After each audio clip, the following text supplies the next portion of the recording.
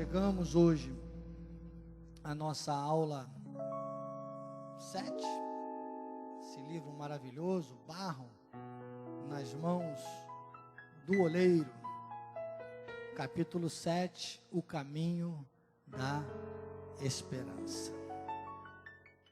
Senhor Jesus Cristo, autor, mas também consumador da nossa fé. Sou o que sou pela tua graça, a minha suficiência vem de ti. Usa-me, fala aos nossos corações com esse caminho da esperança para a tua honra e para a tua glória, Jesus. Amém e amém. Graças a Deus, graças a Deus. Obrigado, Kim, meu querido.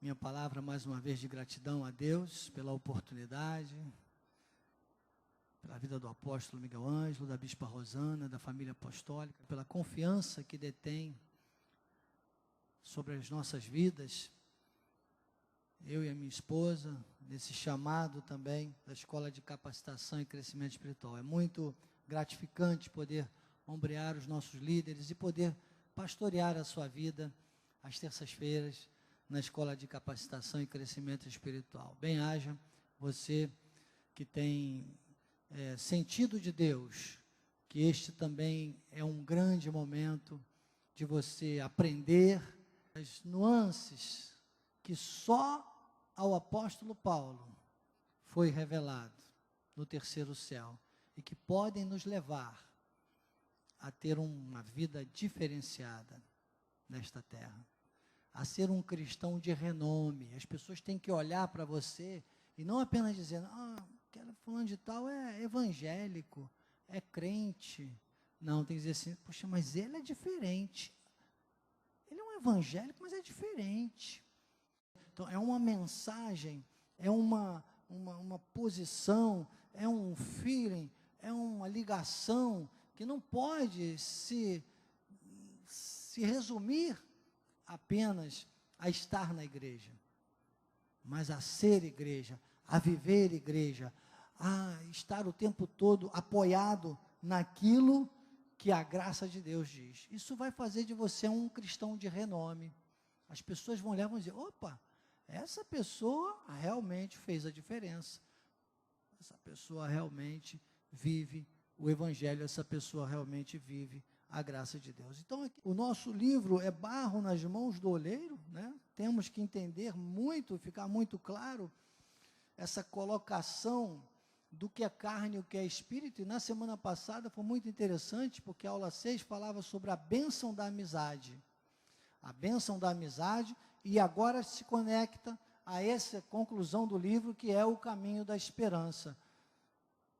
Se você não tiver um posicionamento personalíssimo com Deus, acredite, você não terá amigos e não será amigo de ninguém. Sabe que tem gente que fala assim, não, meu amigo é Jesus, eu só confio em Jesus. Cuidado com essas pessoas.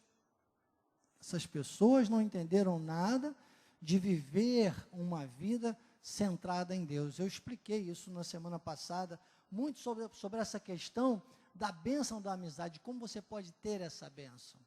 E o nosso capitão ontem me mandou aqui uma síntese, olha, eu já começo aqui dizendo, amizade é cumplicidade.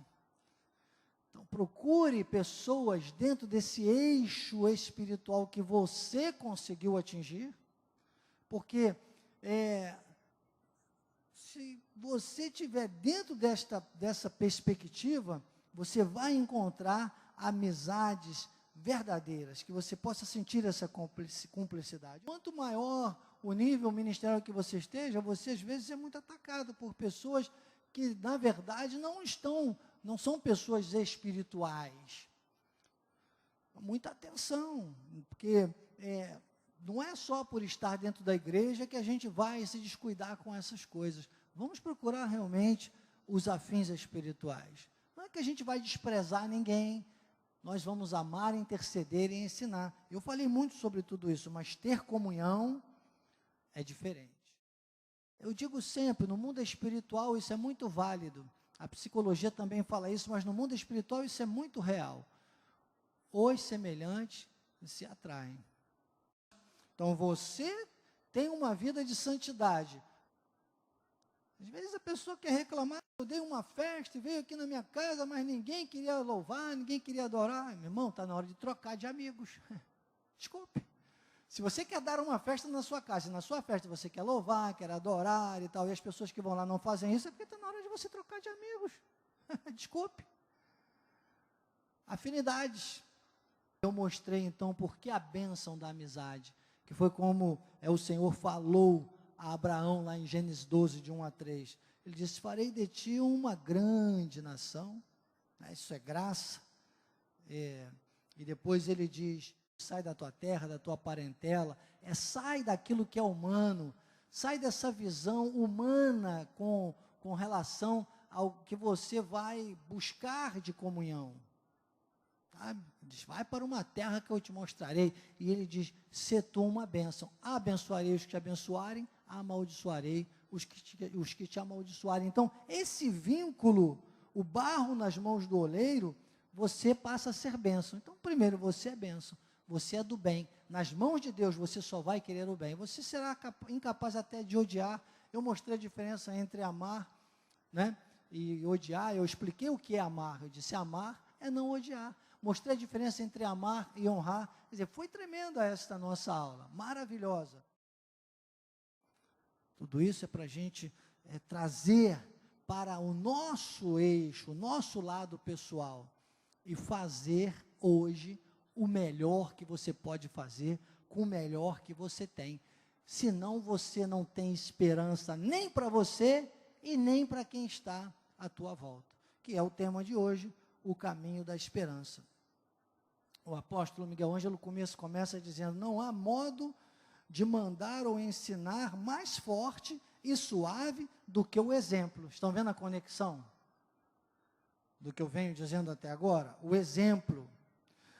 O exemplo, ele persuade sem retórica, ele reduz sem porfia, ele convence sem debate, todas as dúvidas desata e corta caladamente todas as desculpas. Ele usa uma fala do pensador Bernardes.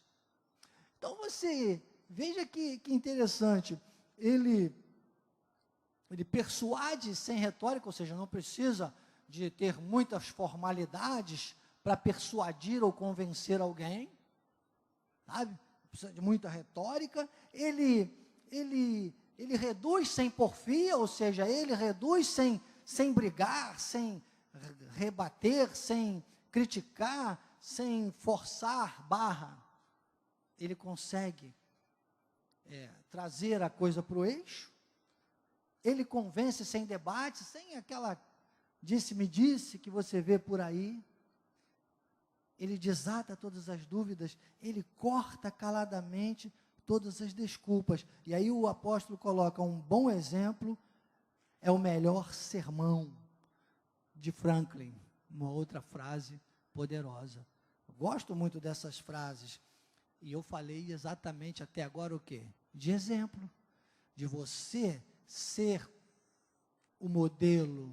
Paulo fala disso quanto à graça de Deus, ninguém prega a graça de Deus sem buscar o modelo. Quando ele fala a Timóteo, ele diz, você tem que ser padrão, torna-te padrão dos fiéis. Sei que esse livro, essa edição aqui, olha, consta aqui na capa, 2008. O apóstolo fala sobre as experiências que ele teve na época do acidente. Aqui, na página 92, ele diz, doutor, leve-me por misericórdia a uma sala de cirurgia, faça parar o meu coração, pois já não aguento mais sofrer, nem imaginar o que irá acontecer, me suplicava. Na carne, irmãos, na carne somos barro. É normal que, se nós nos deixarmos levar pela carne, a gente sinta tudo isso. Sinta até vontade. Eu digo sempre, irmãos, que morrer é mais fácil que nascer. Eu agora estou melhorando. Eu falava assim, lá na minha casa, eu falava assim, falar, fazer. Porque às vezes a gente fala tanta coisa, A gente fala, mas vai fazer o que você fala. Você leva poucos minutos falando, vai fazer, leva um tempão. E tem uma terceira palavra que Deus me mostrou essa semana: falar, fazer e manter. Falar, fazer e manter. São coisas que você tem que pensar, irmãos. Qual é qual é a sua perspectiva? Até onde você pode chegar? Por que você quer chegar a isso? Para que serve tudo isso? Dizia o poeta, grande Roberto Carlos. De que vale tudo isso, né? Se você não está aqui, vamos procurar viver melhor os nossos dias. Se você está aí ouvindo, manda para ele. Eu vou falar uma paródia do Roberto Carlos, que há muito tempo eu não falo. Daqui para frente, tudo vai ser diferente. Você tem que aprender a ser crente. A sua carne não vale nada, nada. E é por aí. É por aí, irmãos. É totalmente por aí. Porque na carne a pessoa desiste muito rápido. E é muito a pressão, sabe? A força, a negatividade deste mundo que jaz no maligno é muito desproporcional. É massacrante contra a nossa carne. O apóstolo, uma pessoa que estava totalmente sem a visão de Deus, sem a orientação de Deus. Depois, vale a pena você ler o livro do apóstolo Miguel, Onde Estás? Olha, eu já li várias vezes e toda vez me vem lágrimas aos olhos. Imagino que tormenta que foi, né, até que o apóstolo chegasse. Por isso ele é o apóstolo, por isso nós estamos hoje em mais de 123 países, por isso nós somos um ministério da última reforma protestante. Havia uma caminhada aqui tremenda de superação, e graças a Deus, quando se manifestou a salvação, tudo mudou, e agora, a cada vez mais, claro, todos nós vamos crescendo a cada dia mais nessa graça maravilhosa. Ele cita aqui Salmo 116, versículo 15, quando diz, preciosa é ao Senhor, aos olhos do Senhor, a morte dos seus santos. Isso aqui é uma coisa muito difícil da gente lidar, porque apesar da gente saber que é preciosa aos olhos do Senhor a morte dos seus santos, mas nós não temos o direito de querer morrer por causa disso, morrer com esta carne. Nós temos a obrigação de crucificar esta carne, para que ela viva a vida de Cristo nesta terra. Sabe?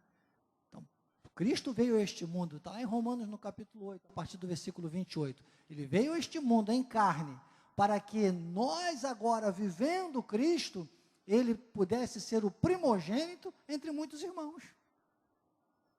Então, Cristo da carne, primogênito entre muitos irmãos. Você tem que viver na carne, crucificando a carne. Por isso que Paulo disse em Gálatas 2:20, Cristo vive em mim. O viver no tocante à carne, ele não dispensa, ele sabe que ele está na carne. Ele diz, só que eu vivo pela fé. É o caminho da esperança. Ele disse, Cristo vive em mim. Porque se você deixar um pouquinho de carne, aí o apóstolo Miguel Ângelo traz o exemplo de Elias. Lá em 1 Reis, né, essa história de Elias é mais forte, ela vem desde o capítulo 17, ela vai do capítulo 17 ao 19, quando você vê que Elias tem aqueles momentos que ele vai à viúva, até seca, ele diz que vai chover e chove, ele vai à viúva, a viúva lhe dá lá do bolo, que Deus já tinha preparado, tudo contrário, mas Deus usa ele de uma maneira sobrenatural, e vai a prosperidade. Lembra da viúva de Sarepta? Depois tem a questão dos profetas de Baal, e ele ora, sabe, e manda fogo do céu, Deus manda fogo, os profetas de Baal, eles clamam a manhã toda ao Deus de Baal, não acontece nada, está tudo no contexto do capítulo 17 ao 19, e 1 Reis, e Elias, ele diz, olha, agora vocês já encerraram? Encerramos, então cava aí covas fundas, enche de água em volta, e clamou o Senhor, e Deus mandou fogo do céu, e consumiu tudo, e diz que Elias, Deus ainda mandou matar aqueles profetas de Baal. Isso tudo significa, irmãos, tem uma simbologia na graça de Deus. o que Baal ali significa carne, significa mundo, significa incredulidade. Tudo tem que ser destruído. Só que Elias, depois de tudo isso, olha, 450 profetas no Monte Carmelo, hein? Depois de tudo isso, depois de vencer tudo isso, vem uma ameaça, porque o Senhor tinha, então manda Elias nomear um novo rei, a mulher Jezabel, que era a rainha, descobre isso e vem ameaça. E diz, eu vou te matar com as minhas próprias mãos. E aí tem aquele impacto, poxa, mas é a rainha que está falando. Aí vem a carne. Toda vez que a sua carne olhar as circunstâncias humanas, você vai ter tendências a desistir, a ter tendências a se esconder, se você não pensar na tua posição espiritual, naquilo que Deus tem para você, irmão, você vai parar, você vai desistir, você vai reclamar. Ao invés de clamar, você vai reclamar. Coloca um ré na frente, não é? Deus disse a Jeremias, clama a mim, e eu responderei. As pessoas não clamam, as pessoas reclamam. Então você tem que buscar esse eixo espiritual, e vou te falar, o que não nos mata nos faz mais fortes. Quanto mais reagente no Espírito você for, meu irmão, mais você vai crescendo, mais você vai evoluindo, mais você vai caminhando num processo evolutivo espiritual, e mais o mundo vai vendo que Cristo é real na sua vida. Provérbios capítulo 24, versículo 10, diz assim, se te mostras fraco no dia da angústia, a tua força é pequena. Então Elias esqueceu de todo, disse, Senhor, a minha alma, eu não sou melhor que meus pais, eu não sou. Isso é terrível, terrível. Você está aqui hoje e você tem a obrigação de ser melhor que seus pais? Sim. Sabe que tem muita gente que às vezes reclama, não, porque meu pai, minha mãe vive o resto da vida por causa disso, se limitando, não, e pensando, ok, passou o tempo deles, você tem a obrigação de ser melhor. E seus pais queriam isso, e precisam querer isso. Todos nós que temos filhos, educamos para eles serem melhores que nós. É um espírito de intimidação, de menos-valia, de autocomiseração. Isso aqui derruba qualquer um, irmão. Aí ele continua, o 5. Deitou-se e dormiu debaixo do zimbro. Dormiu. E diz que veio o anjo, tocou-lhe e disse, levanta-te e come. 6. Olhou ele e viu junto à cabeceira, olha, pão cozido, pedras embradas, botija de água. Diz que ele viu aquilo tudo, comeu e tornou a dormir. Voltou segunda vez o anjo, tocou-lhe, disse, levanta, come, porque o teu caminho te será sobremodo longo. Levantou, comeu, bebeu, e com a força daquela comida, caminhou 40 dias e 40 noites até o Horebe. Essa palavra, esse número 40, ele tem a ver com um preparo, ele tem a ver com um treinamento.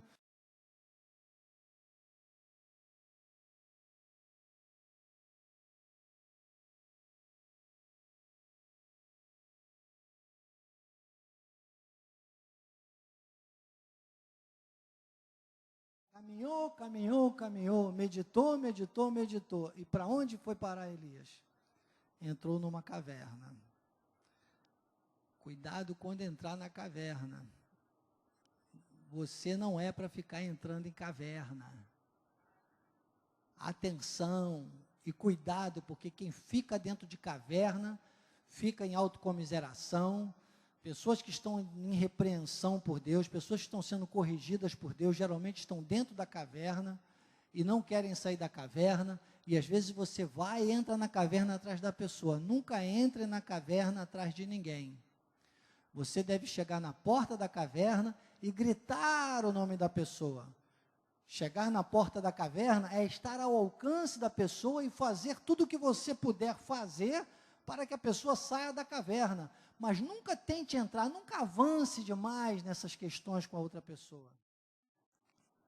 Mateus capítulo 6 diz: portanto, não vos inquieteis com o dia de amanhã, pois o amanhã trará os seus cuidados. Basta ao dia o seu mal. Estão vendo aí uma avestruz, né? Dizem que isso aí é meio invenção humana, né? Mas sendo ou não, é um bom mau exemplo que eu posso te dar aqui, ó. Você não é um avestruz, você é águia. Faça hoje, mesmo que esteja difícil. Amanhã, ninguém sabe se haverá. Então não pare, não se esconda, não enfie a cabeça no buraco, não entre na caverna. Toda vez que você deixa a carne falar mais alto, o inimigo avança. Deixe que o teu medo seja maior que o desafio. Não deixe que o teu sofrimento seja maior que a tua dor. Não deixe. Senão você entra nesse caminho da autocomiseração, irmão, e ninguém mais vai tirar você disso, não. Se te mostras fraco no dia da angústia, tua força é pequena. Não tem, não tem nada que vai levar você a vencer nada, nem ninguém. Você começa a perder para você mesmo. O versículo 11, ainda do capítulo 19, sai e põe-te neste instante perante o Senhor. Um grande e forte vento fendia os montes e despedaçava as penhas diante dele. Porém, o Senhor não estava no vento. Toda vez que você tiver uma tendência a seguir, primeiro vem o vento, depois diz que veio um terremoto. E o Senhor não estava. No versículo 12, finalmente, vem o fogo. Depois do terremoto, um fogo, mas o Senhor não estava no fogo.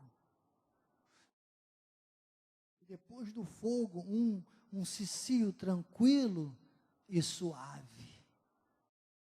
Quando é Deus falando, há paz, há uma coisa suave, isso traz paz ao teu coração.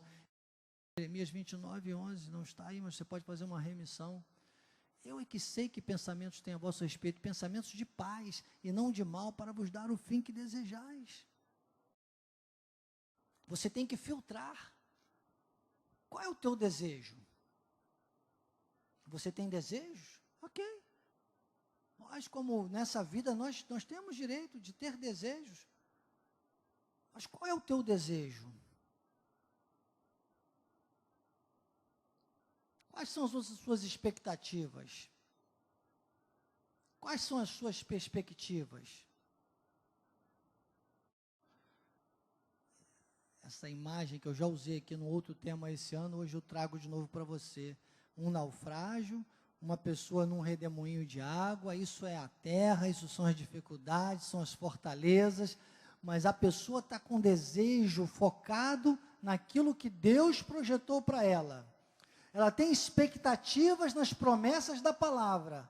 Ela tem perspectiva no caminho da esperança que Deus tem para ela. Irmãos, nada vai demover esta pessoa. E essa foi uma única sobrevivente desse naufrágio. E essa mão é a mão de Deus. Essa corda é a palavra, é o plano de Deus, é o projeto de Deus da salvação, é o projeto de Deus para uma vida nesta terra que você pode viver e deve viver nesse eixo de segurança, ouvindo essa voz, ouvindo essa segurança, esse cicio suave, esse toque do Espírito Santo que sempre vai ter sobre a sua vida. E aí no versículo 15 de 1 Reis 19, Deus disse: vai, volta ao teu caminho para o deserto de Damasco, chegando lá, unge Israel sobre a Síria. Foi o que eu te mandei fazer. Vamos para o versículo seguinte: também conservei em Israel 7.000, porque Elias estava reclamando.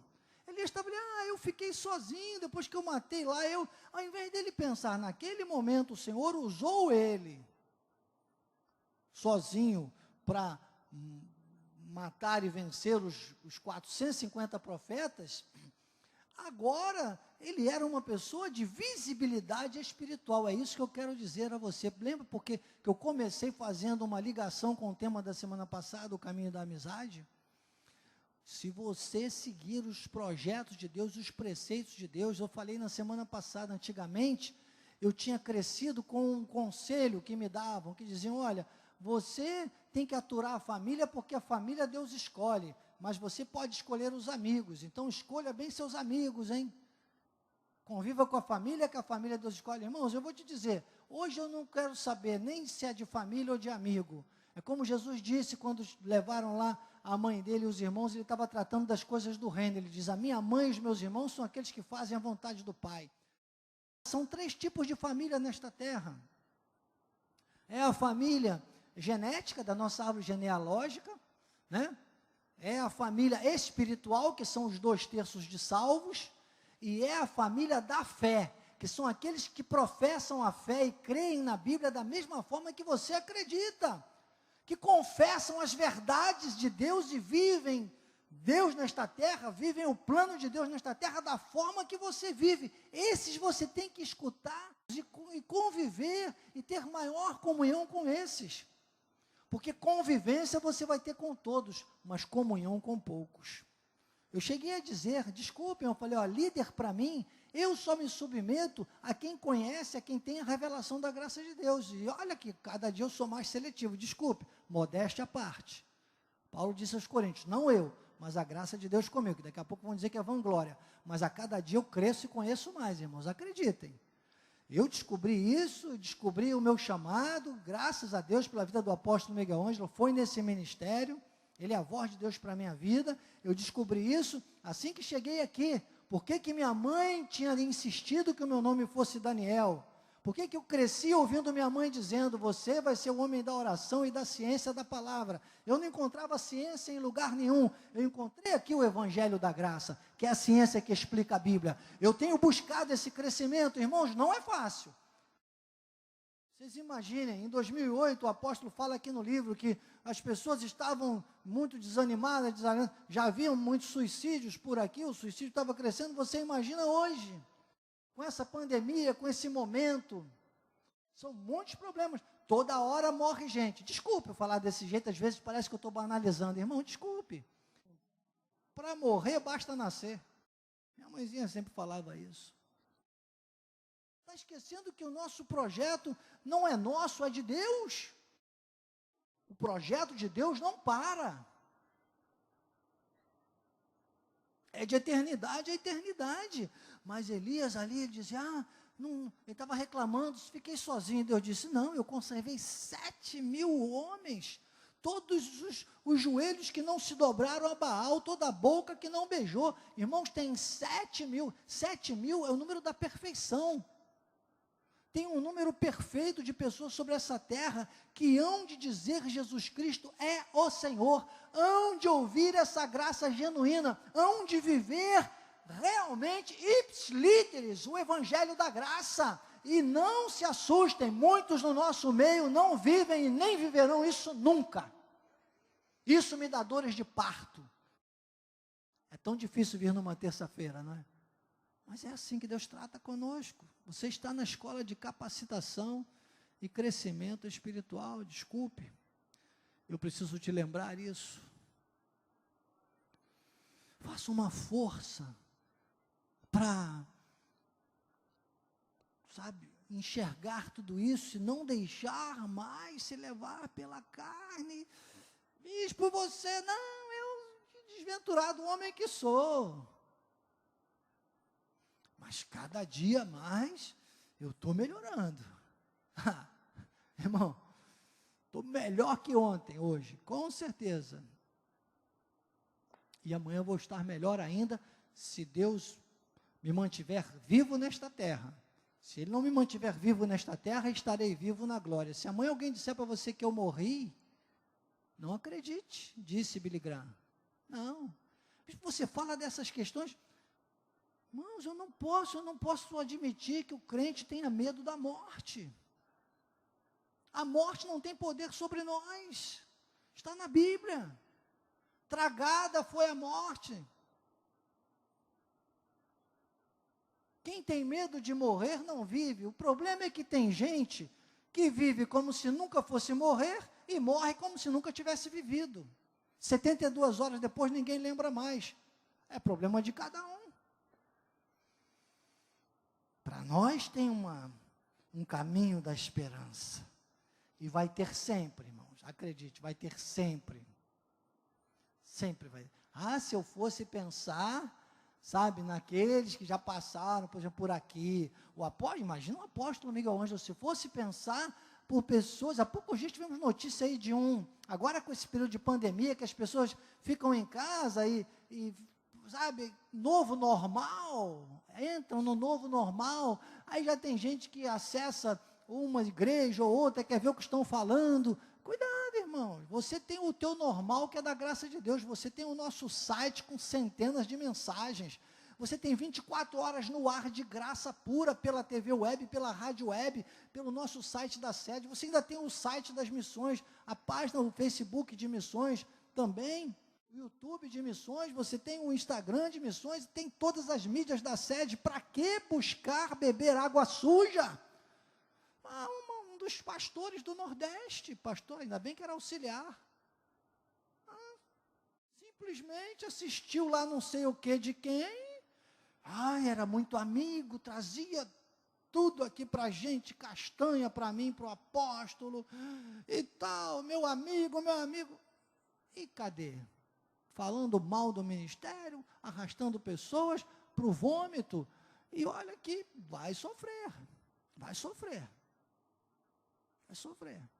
Nós vamos continuar aqui firmes, prontos, para receber, para amar, interceder e ensinar, mas nós não vamos ser cúmplices de más obras. Não vamos ser cúmplices de más obras. Entende? Agora imagine a frustração que a gente fica, né? Eu como diretor de missões, nosso apóstolo, poxa, mas essa pessoa também? Eu falei, pois é, se deixa levar. Triste coisa, irmão, terrível coisa, porque quem conhece a graça de Deus, então aí Paulo, quando fala aos Hebreus, ele diz, terrível coisa cair nas mãos do Deus vivo, é desmerecer a revelação do pacto da graça de Deus. Agora, nós vamos ter sempre os remanescentes, nós vamos ter sempre aqueles que são firmes no eixo, lembra o barro no eixo? A pessoa faz, né, assentando no eixo o barro, porque o barro nas mãos do oleiro, irmão, é graça pura. Isso aqui é completamente uma ligação plena com a graça. E é disso que Deus está falando. São pessoas que não vão se dobrar à lei, não vão se dobrar a este mundo, não vão se dobrar à realidade do barro, simplesmente como barro, durante o período em que Cristo ainda não havia morrido na cruz do Calvário e acertado toda a nossa condição espiritual. Hoje é o barro nas mãos do oleiro para que o espiritual prevaleça.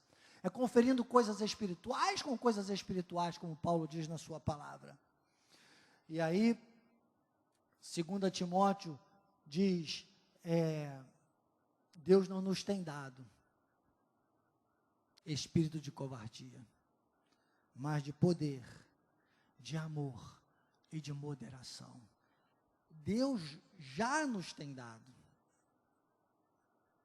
poder, amor e moderação. Não tem dado o espírito de covardia, de Deila do original. É o espírito de medo, é o espírito da menos-valia, é o espírito da intimidação, é o espírito da covardia. Covardia é contrário de esperança. Esperança é sinônimo de segurança, de perseverança em Deus. E se você tem isso, você tem poder, amor e moderação. Eu gosto de explicar isso aqui. Paulo diz e coloca nessa ordem. Se você ler, você às vezes lê de qualquer jeito, mas ele fala poder, amor e moderação, ou seja, nós, no Espírito, no plano de Deus, no projeto de Deus, nós podemos tudo. Nós somos poderosos.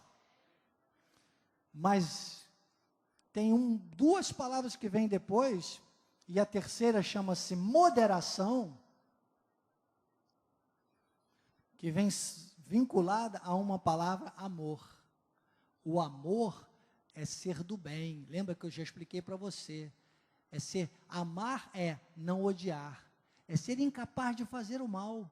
Então você tem poder, você está no bem, só que você tem moderação. Porque se você não tiver moderação, você vai pensar que amar é sair honrando todos e qualquer coisa e qualquer situação.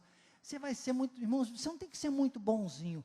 Você não tem que agradar a todos. Quem quer agradar a Deus, não pode agradar a todos. Entenda isso. Nem Jesus agradou a todos. Agora, quem agrada a Deus, agrada quem agrada a Deus. E quem agrada a Deus, agrada a Deus. Você está entendendo uma linha de raciocínio?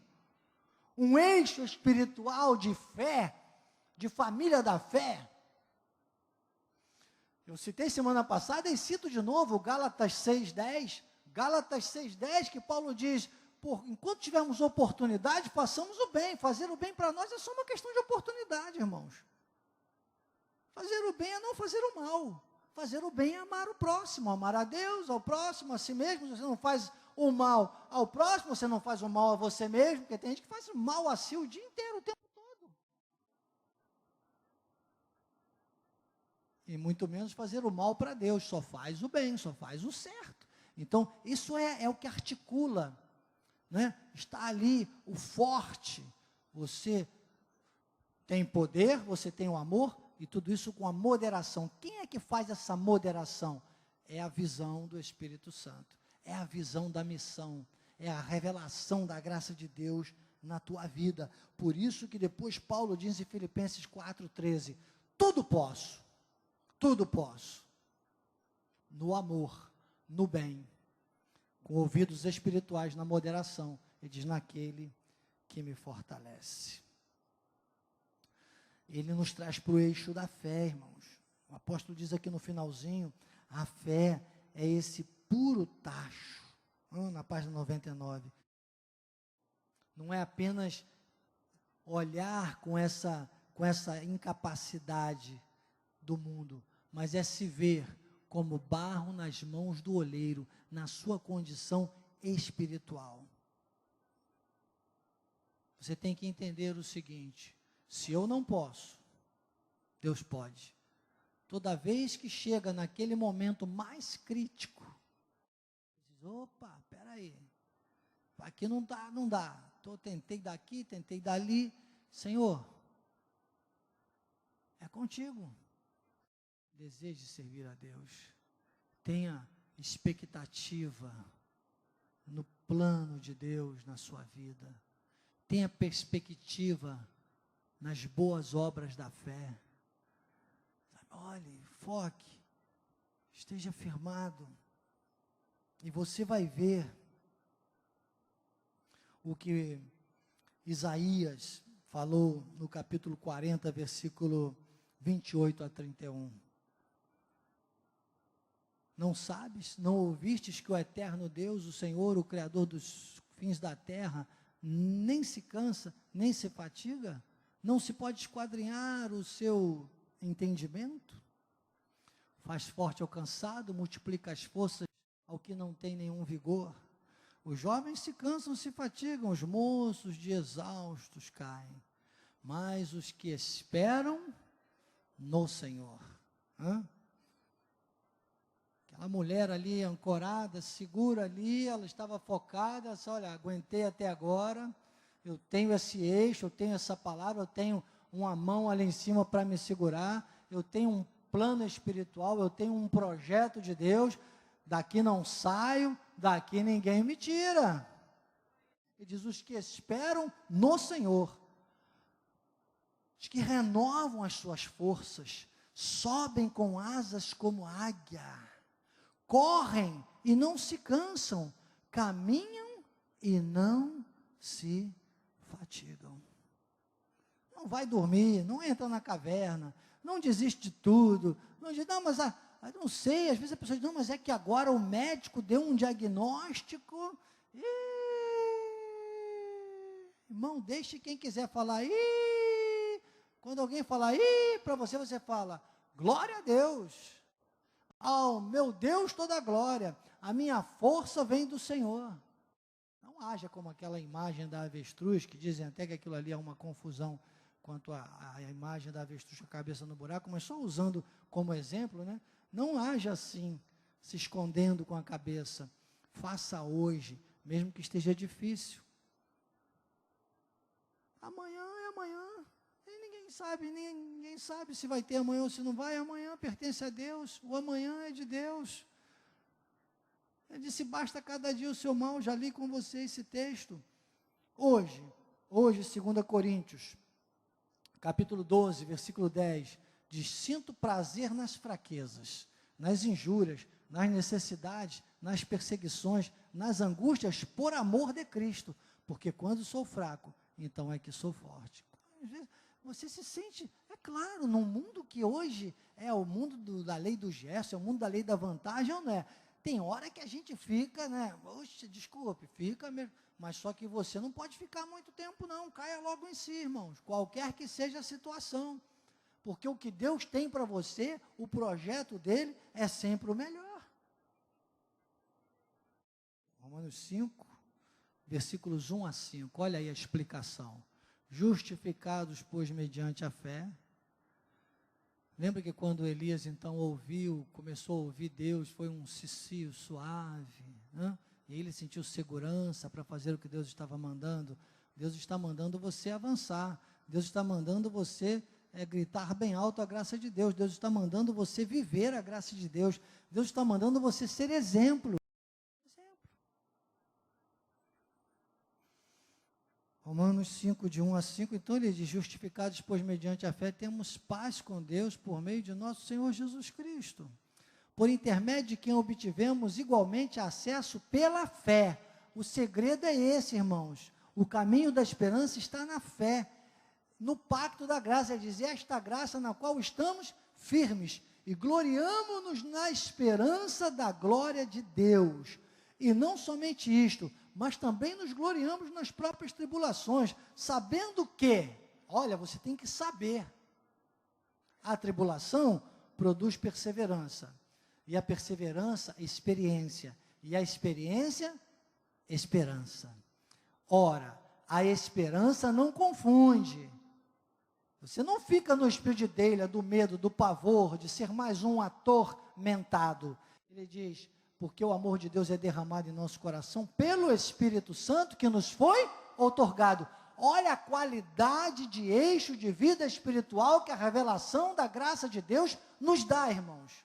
Entretanto, reinou a morte desde Adão até Moisés, mesmo sobre aqueles que não pecaram, a semelhança da transgressão de Adão, a qual prefigurava, até que havia de vir. Ele está dizendo que houve um período que reinou a morte. Reinou a morte porque o pecado de Adão definia tudo isso. Então, os 2/3, os salvos, mesmo aqui na terra, passavam por um momento de separação, por causa do acontecimento do Éden. Então, ele diz, mesmo aqueles que não pecaram a semelhança, prefigurava aquele que havia de vir, quer dizer, a tipologia de Cristo, mesmo aqueles, vamos lá. Todavia não é assim o dom gratuito como a ofensa, porque se pela ofensa de um só morreram muitos, muito mais agora a graça de Deus e o dom da justiça de um só homem, Jesus Cristo, foram abundantes sobre muitos. O dom, entretanto, não é como no caso em que somente um pecou, porque o julgamento derivou de uma só ofensa para a condenação, mas a graça decorre de muitas ofensas para a justificação. Se pela ofensa de um e por meio de um só reinou a morte, muito mais os que recebem a abundância da graça e o dom da justiça reinarão em vida por meio de um só, a saber, Jesus Cristo. Então aí está o eixo. E o versículo 18 diz, pois assim como por uma só ofensa veio o juízo sobre todos os homens, para condenação, assim também por um só ato de justiça veio a graça sobre todos os homens, para a justificação que dá vida. Porque como pela desobediência de um homem, muitos se tornaram pecadores, assim também por meio da obediência de um só, muitos se tornarão justos. Então a graça de Deus trata de desobediência e obediência, como sempre foi, só que no tempo da lei de um jeito, e agora com Cristo, a cruz do Calvário, com a graça de Deus superabundante, com a justificação, com o retorno da nossa perfeição em espírito com Deus, ele diz, se tornarão justos.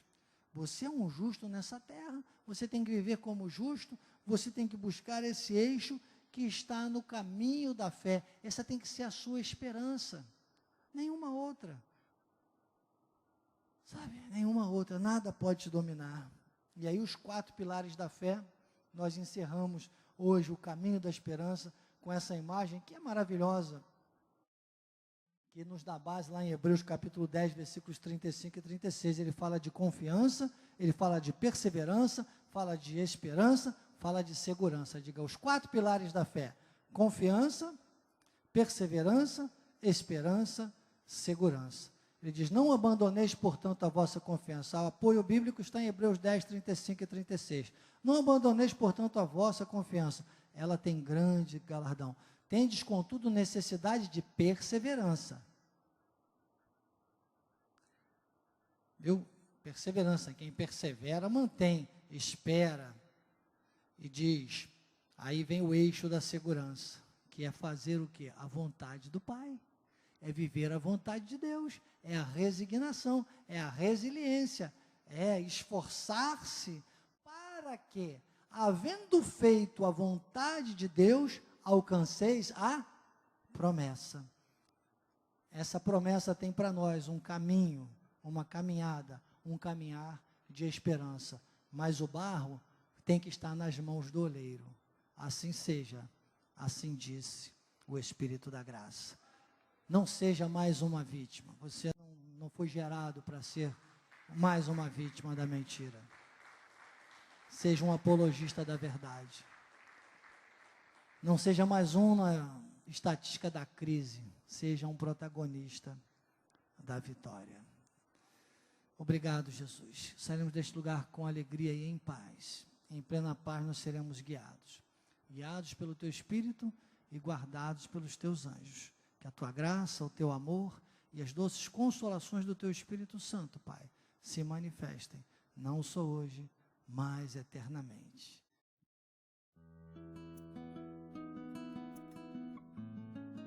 Olá, queridos, graça e paz. Aqui é o seu diretor de missões, Bispo Daniel Anecleto. Eu quero te fazer uma solicitação, um pedido. Nós estamos em campanha, nós precisamos de aumentar o nosso espaço no YouTube e para isso precisamos de mais seguidores. Mas além disso, acima disso, nós queremos encorajar você a passar a mensagem. Então, divulgue o canal de Missões Cristo Vive, Missões Cristo Vive Oficial no YouTube.